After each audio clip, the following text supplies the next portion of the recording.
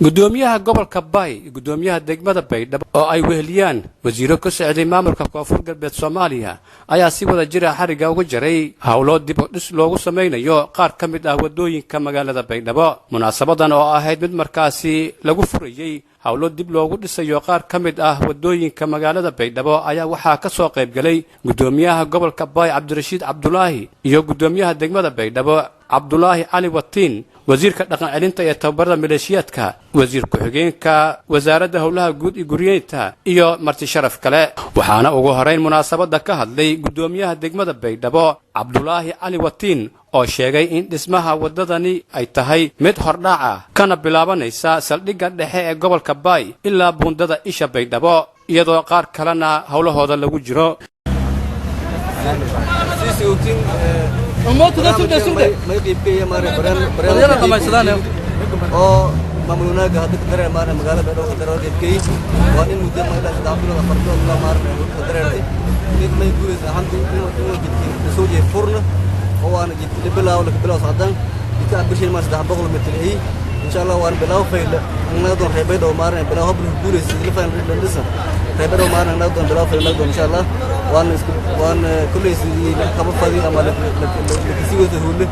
gudoomiyaha insha Allah marka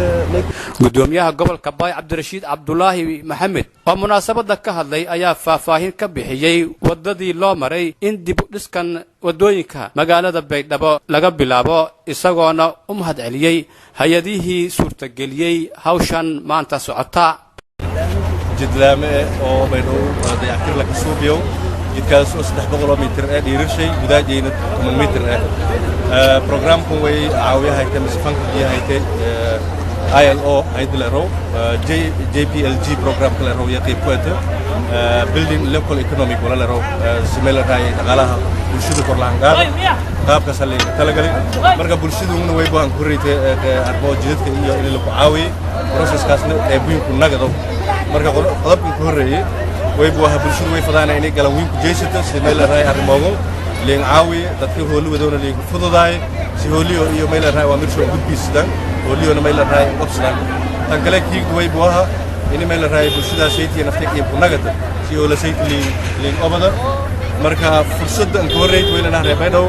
jidku 800 mitir way la tilmaamay hay bas hada ka baahan sidii $100 macnaheedu way baa $100 $300 mitir oo laamay disaas oo mitir wasiir ku-xigeenka howlaha guud iyo guryeynta Xasan Ibrahim Gaabshe oo halkaasi ka hadlay ayaa guud ahaanba hay'adihii ka qayb qaatay u mahad celiyay isagoona dhanka kale shacabka Soomaaliyeed ugu baaqay in ay qayb ka qaataan dib u dhiska wadooyinka magaalada Baydhabo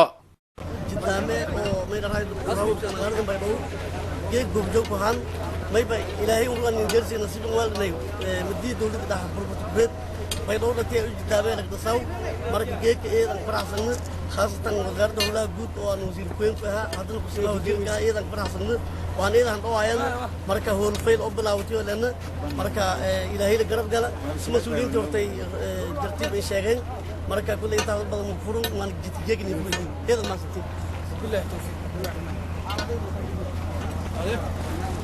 ugu dambeyntii wasiirka dhaqan celinta iyo tababarada maleeshiyaadka maamulka Koonfur Galbeed Soomaaliya Xasan Xuseen Xasan Eley ayaa shacabka ugu baaqay in ay ka qayb qaataan dib u dhiska wadooyinka magaalada Baydhabo gaar ahaan jaaliyadda ka soo jeeda Koonfur Galbeed ismageeka la bilaawo doona laamigu 800 eeda mahadsanna bulshada reer Koonfur Galbeedna meelana ha ku qayb qaadada 800 layma ee sidoo kale signa bilaawo boolisiya in bilaawatay wali la faday laamiyaawun yoo dhan burbursan in la dhiso insha Allah bilacsamada beledkan iyo haknagata eeda aan ka mahadnagaan baa dadka beledku kuma qano qurbo joogta reer Koonfur Galbeedna meelana dalkin dhismada dalka bilaawatay haknagada insha Allah ta'ala dalka dhismada haknaga eeda aan ka mahadnagaan injineerada dhismada ku qayb qaadadahay ifka Bible eeda aan mahadsantiin baad saafad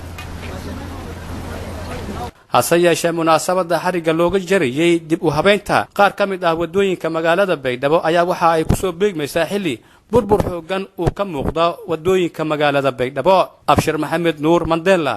Royal TV Baydhabo